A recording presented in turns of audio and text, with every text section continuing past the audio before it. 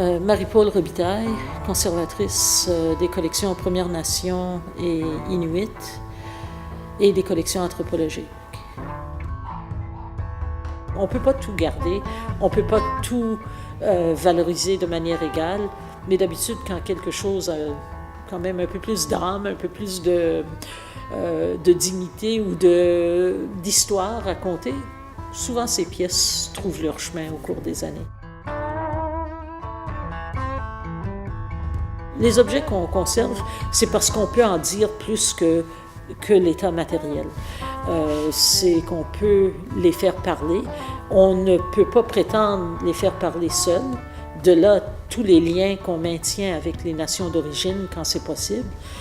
C'est certain qu'il y a de la recherche qui se fait, il y a de quoi de bien scientifique qui se fait et tout ça. Mais le plus-value est ce qui vient scinder ce qu'est un objet dans sa totalité se fait en comprenant d'où il vient et en échangeant avec les gens qui sont sur le territoire d'où il vient.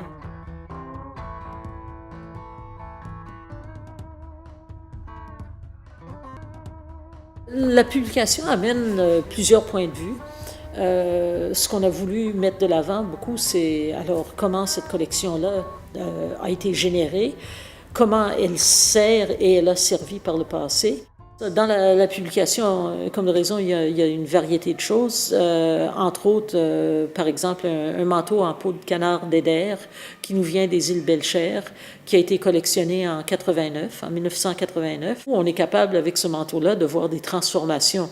Par exemple, au lieu d'avoir orné le devant du manteau avec une ligne de petits animaux sculptés en ivoire, comme se faisait depuis toujours, tout à coup, il est orné avec des touffes de perles qui se terminent avec des douilles de cartouches de 22. Je suis entourée des 8000 objets tout le temps.